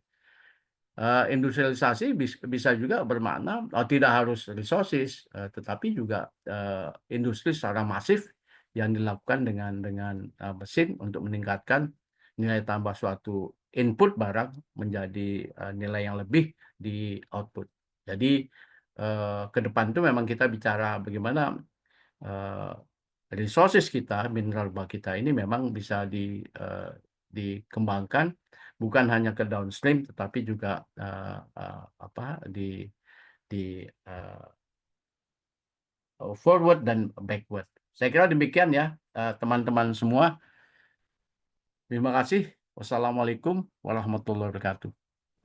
Waalaikumsalam warahmatullahi wabarakatuh. Terima kasih Pak Suhyar atas paparannya ya. Saya kira ini sangat menarik dan membuka dimensi pikiran kita gitu ya. Jadi mungkin secara garis besar saya tadi mencatat ada beberapa hal ya terkait perkembangan regulasi minerba yang banyak dipengaruhi oleh kondisi sosial politik gitu kan, dan juga ekonomi. Kemudian bagaimana discovery mineral banyak terjadi pasca kebijakan diberikannya kontrak karya di generasi-generasi awal ya, awal kemerdekaan. Juga ada beberapa kondisi di mana desentralisasi juga diikuti dengan beberapa permasalahan ya, seperti UP membludak, tumpang tindih dan sebagainya. Dan juga suksesnya ini ya, hilirisasi pasca UU nomor 4 tahun 2009. Nah, saat ini juga ada dalam konteks yang baru ada beberapa mekanisme perizinan termasuk UPK dan IPR. Ada usulan juga dari Pak Suhyar untuk IPR ini asesmen lingkungannya dilakukan oleh pemerintah daerah.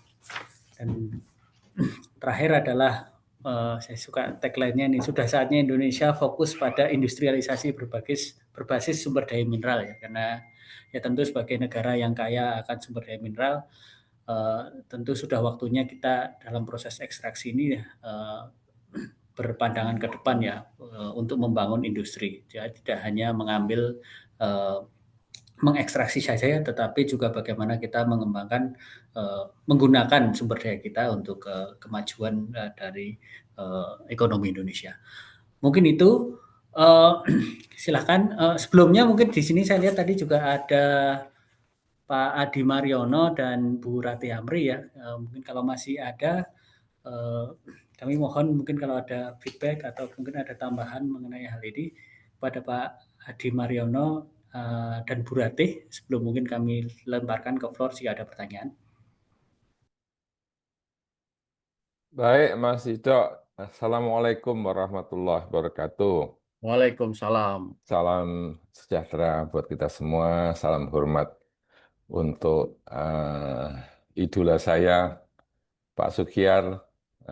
Memang betul-betul merupakan role model buat saya karena kami mengikuti Pak Suhyar itu seperti halnya kami melihat Pak Sumardiman ya. Jadi artinya merupakan alhamdulillah kalau masih bersama kita dan memberikan pencerahan-pencerahan kita.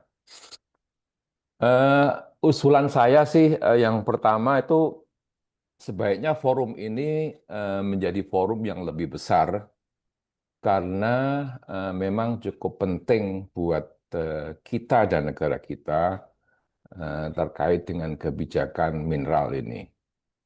Dan itu menyangkut hajat hidup orang banyak gitu. Dan sehingga kita harapkan kalau misalkan kita berhasil merumuskan satu masukan-masukan yang bisa mewakili MGI IAGI ke pemerintah, itu akan lebih konkret di dalam melihat atau memberikan masukan ke industri kita. Sehingga mudah-mudahan nanti Ibu Ketua atau Pak STJ di IAGI membawa ini ke forum yang lebih besar karena memang sangat penting, strategis, dan urgent important. Ada dua hal yang ingin saya diskusikan dengan Pak Sugiyar. Yang pertama itu adalah melihat evolusi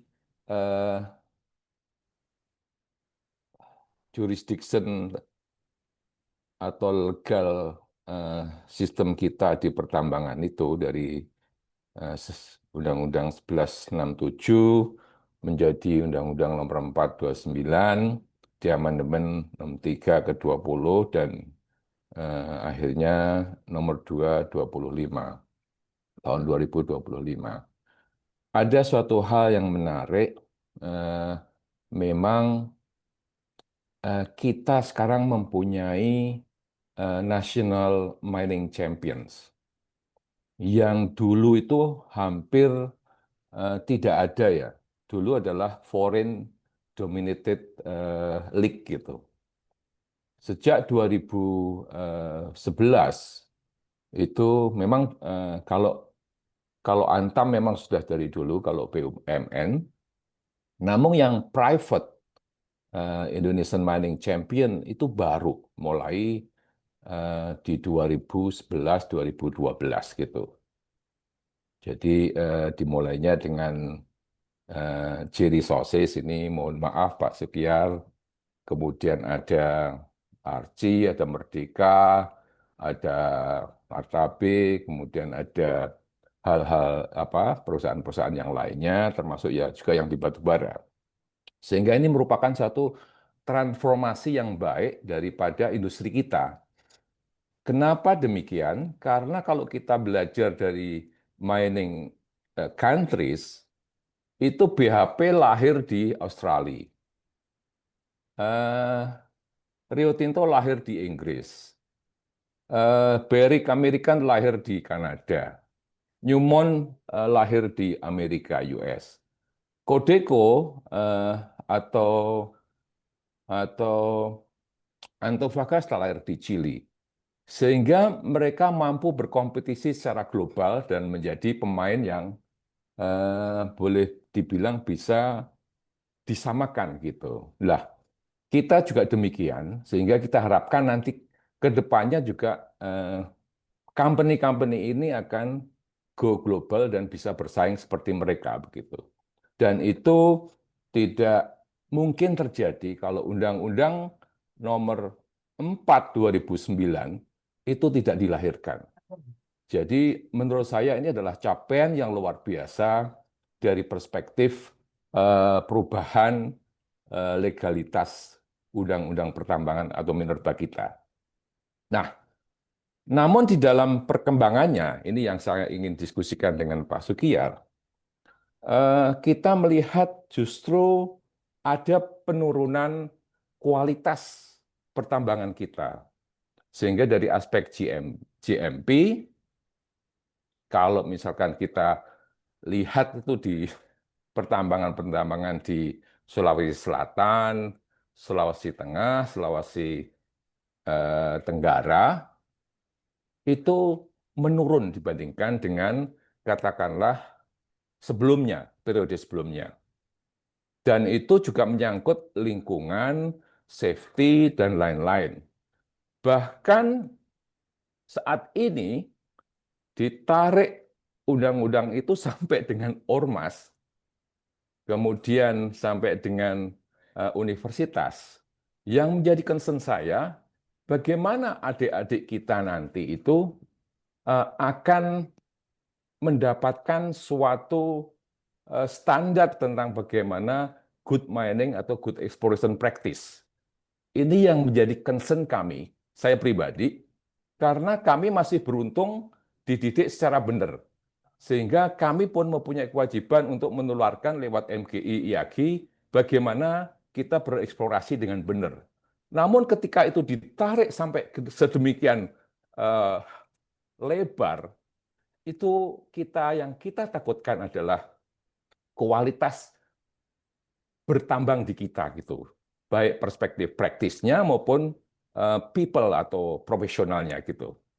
Lah inilah yang saya ingin mendapatkan bagaimana menurut Pak Sukiyar dengan adanya fenomena seperti ini dan bagaimana kita mengembalikan kualitas berpertambangan kembali sehingga kita di satu sisi kita memang mempunyai tujuan bagaimana memberikan kontribusi sebesar-besarnya kepada negara, tetapi secara praktis kita tetap bisa menjaga kualitas itu.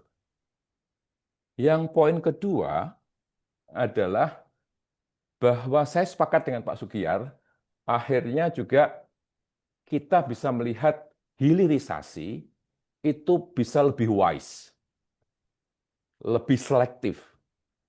Hilirisasi yang termaksud di dalam industri nikel, kami sepakat 100%.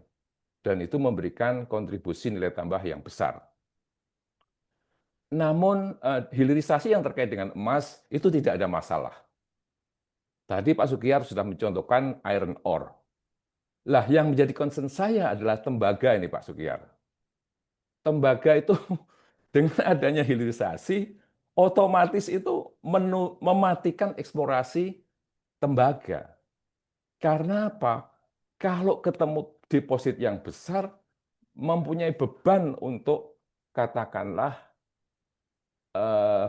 membangun smelter gitu. Sehingga kebijakan ini perlu di refinement-kan atau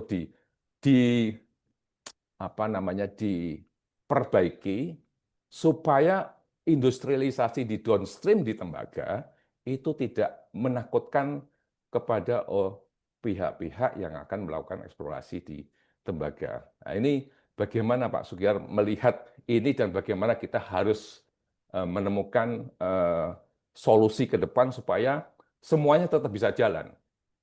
Hilirisasi kita bisa berjalan, tetapi eksplorasi tembaga juga tetap bisa meriah seperti dulu. Mungkin demikian, mohon maaf kalau kurang-kurangnya Pak Budi dan para hadirin sekalian.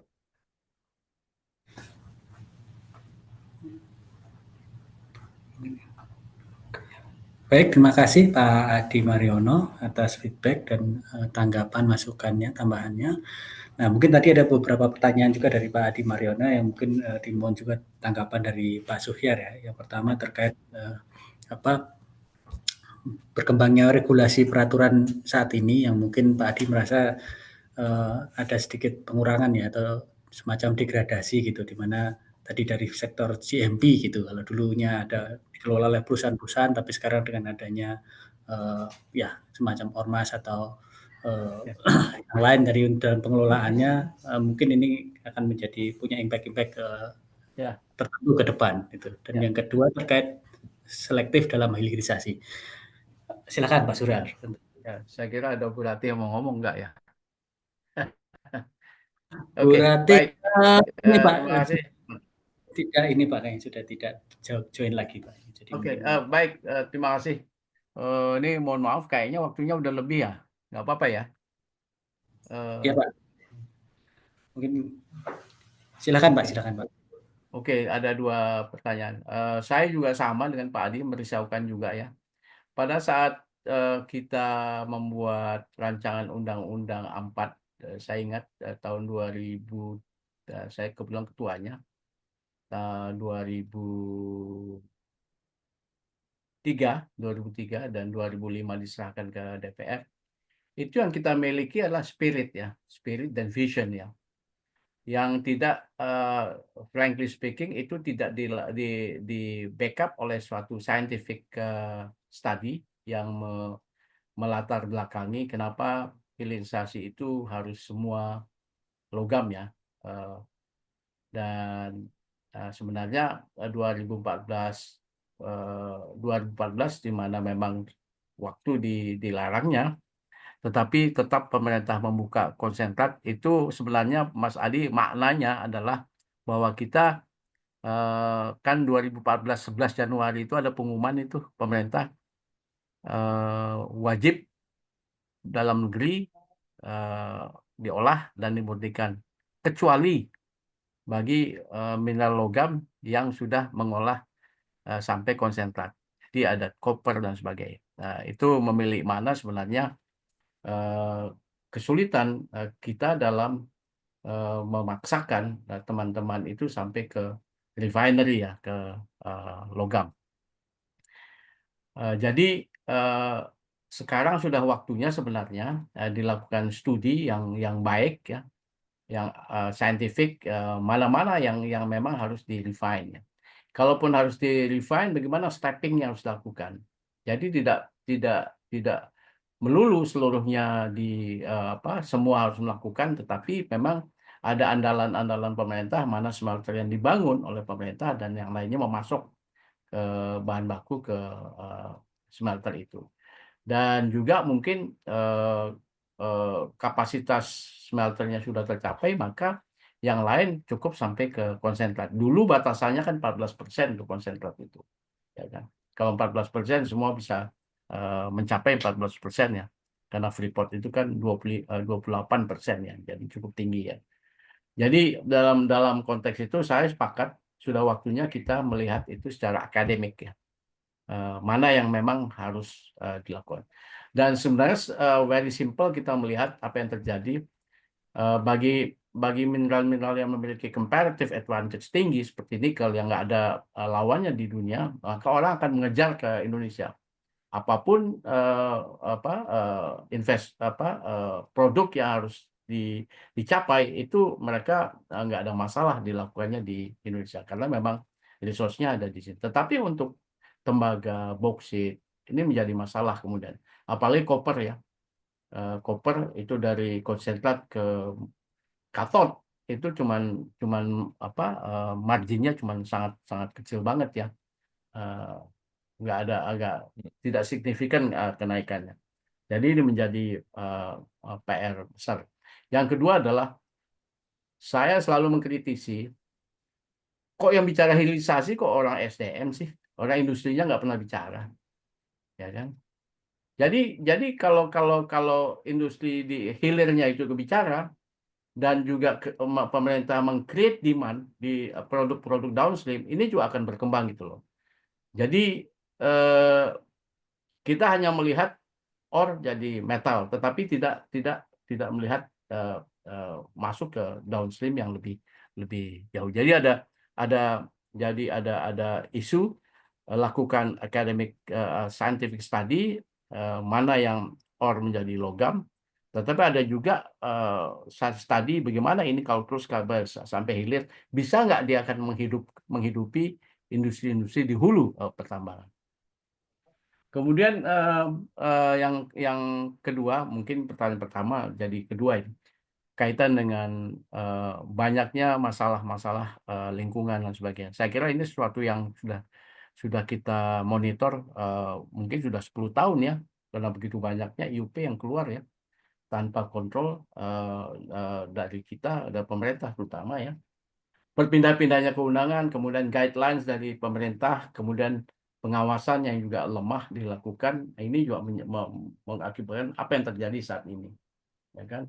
Kemudian saya kira saya juga sempat mengkritisi ya di beberapa kesempatan, kenapa harus pada saat kita bicara undang-undang siapa yang harusnya berusaha ya badan usaha, kita bicara badan usaha, kita tidak bicara ormas, tidak bicara tidak bicara perguruan tinggi dan sebagainya, kita bicara badan usaha. Jadi sebenarnya saya melihat bahwa pemerintah itu sudah juga mengakui kesalahannya dengan peraturan pemerintah memberikan ke ormas. Apalagi mencabut izin, maka ini di legalize di dalam Undang-Undang 2 2025. Memang akan ditakutkan juga dengan pemberian secara prioritas dan begitu banyak IUP yang akan dicabut nanti, ini akan semakin banyak masalah, kemungkinan masalah lingkungan ya, konservasi dan sebagainya. Apa yang harus kita lakukan? Dan saya berulang kali mengatakan pada SDM, mbok inspektur tambang yang jumlahnya cukup walaupun sedikit, tetapi sedikit itu adalah relatif ya, ada yang 30, 20 di setiap provinsi. Fungsinya itu juga diperluas gitu, ya kan? Jadi dia juga harus juga memiliki function juga pembinaan juga kepada pelaku usaha, bukan hanya menghukum gitu loh. Tugasnya pemerintah itu by law adalah membina, bukan menghukum. Makanya ada Direktorat Pembinaan Pengusahaan, Direktorat Pembinaan Pengusahaan Batubara, Direktorat Pembinaan Ketenagalistrian. Dia pembinaan nomor 1, menghukum itu nomor 2. Jadi dalam konteks ini inspektur tambang itu fungsinya kan harus diberikan, bukan hanya mengawasi.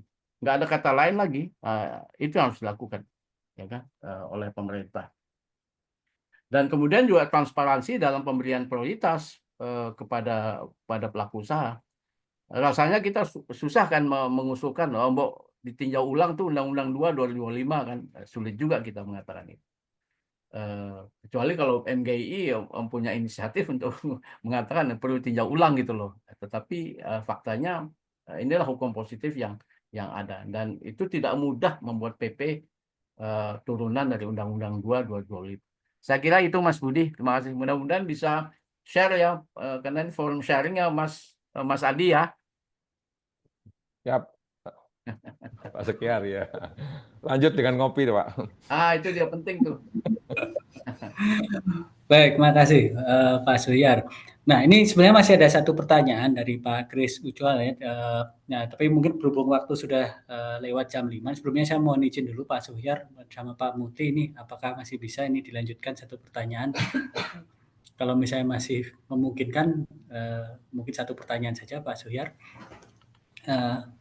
Terkait di ini, Minerba menyebutkan bahwa ada prioritas tata ruang untuk WUP. Bagaimana dengan PKP 2B, dan yang kedua adalah industrialisasi di nikel sukses. Apakah roadmap-nya bisa diimplementasi untuk di batubara? Ya. Mungkin itu. Ya, ini juga menjadi pertanyaannya. Undang-Undang 3 2020 praktis sudah 5 tahun ya. Kita belum melihat ini jejak-jejak peningkatan nilai tambah di batubara ya. Sama sekali. Sebenarnya sudah waktunya kita buka-bukaan kenapa sulit dilakukan di batubara ya. Banyak teman-teman di batubara mengatakan bahwa ini bukan porsinya SDM, porsinya industri gitu loh. Ya kan, memproduksi gas, kemudian metanol dan sebagainya gitu loh. Jadi agak kesulitan. Saya menyarankan kalau ada forum terbuka dan buka-bukaan apa yang menjadi ganjelan kenapa downstreamnya batubara tidak terjadi ya. Dan bisa jadi adalah PKP 2B itu lebih banyak, lebih akan berusaha tanpa hilirisasi, tetapi mengecilkan areanya. Cukuplah menambang saja 30 tambah 20 tahun, 50 tahun totalnya gitu. Ya, bisa terjadi begitu. Sekarang kan ini adem-adem nih, nggak pernah kedengaran ya. Tapi kalau MGI ataupun forum yang lebih besar, ini perlu dipertanyakan. Toh PTBA yang BUMN juga kelimpungan juga ya untuk menyelesaikan pengembangan batu bara ya. Jadi itu saran saya kira ya. Ya, baik. Terima kasih Pak Suhyar ya. Saya kira ini berhubung waktu sudah jam 5 lewat 15 ya. Saya kira mungkin waktunya sudah selesai. Kami ucapkan terima kasih sebesar-besarnya kepada Pak Suhyar yang sudah membagi ilmunya, sharing knowledge pada sore hari ini. Untuk selanjutnya kami kembalikan kepada Pak Muti dan kami silakan. Baik, terima kasih Pak Budi dan Pak Sukiar, sekali lagi kita ucapkan ya seperti tadi kita juga mengamati jumlah peserta yang hadir Pak Sukiar ya. Memang seperti yang kita harapkan, teman-teman di baik itu MGI atau organisasi lain juga cukup antusias ya dengan materi-materi seperti ini. Tadi saya mencatat hampir maksimal terjadi sekitar 98 orang peserta. Dan harapannya kami tentu ke depannya materi seperti ini akan tetap kami jalankan ya, di mana di programnya pengurusan MGI sekarang kita ada mungkin per quarter ya, atau mungkin sekitar per 4 bulan kita akan adakan sharing knowledge tentang peraturan atau isu terbaru yang terkait di Minerba. Sekali lagi saya ucapkan kepada Bapak-Bapak Ibu sekalian yang telah hadir, telah berkenan hadir untuk kegiatan sharing knowledge ini dan ya kami tetap membuka diri menerima masukan dan kritik dan sarannya nanti jika ada yang perlu kita improve untuk kedepannya mohon disampaikan saja ke kami dan mudah-mudahan kedepannya kita bisa menjadi lebih baik lagi. Sekian saja kita tutup acara kita sore ini. Sekali lagi saya ucapkan terima kasih banyak. Wassalamualaikum warahmatullahi Terima kasih, wabarakatuh. Salam sejahtera dan sampai jumpa Mas. di Mas, Terima kasih. Pak Muti, Waalaikumsalam kenapa nggak warahmatullahi diabadikan wabarakatuh. ya? Nggak diabadikan ya? Oh, Oh mungkin iya, di foto ya dulu. fotonya berdebat dulu. Oke, debat dulu. Tunggu. Oke. Sayang itu. Iya, Mas iya, Pak. Iya, Saleh, Pak. oke, silakan. Kayaknya Ini besok harus ada MC ini perempuan ini ini, kan Mas. Ada perempuan. dokumennya MGI nih. Ya, oke. Ya, Silakan, Pak Oca. 1, 2. Mumpung tadi sore mandi lagi tadi.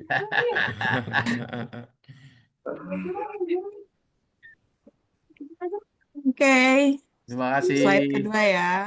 Terima Terima kasih kasih. Pak Sukyar, terima Terima kasih kasih. Terima kasih Pak Ya, Sukyar, Terima kasih. Pak Pak Oca, Terima kasih, Pak Bapak-Bapak. Muti, Mas Terima Terima kasih. kasih. Oh, Pak Muti, teman-teman Pak Oca, semua. Adi, terima Pak kasih. Adi. Sama-sama. Teman-teman Ya, semua. makasih loh Pak, Bapak terima kasih. Kris, Bapak Adi, thank you Ya, Pak. banget. Assalamualaikum warahmatullahi wabarakatuh. Waalaikumsalam Waalaikumsalam warahmatullahi warahmatullahi wabarakatuh. wabarakatuh. Terima kasih semua.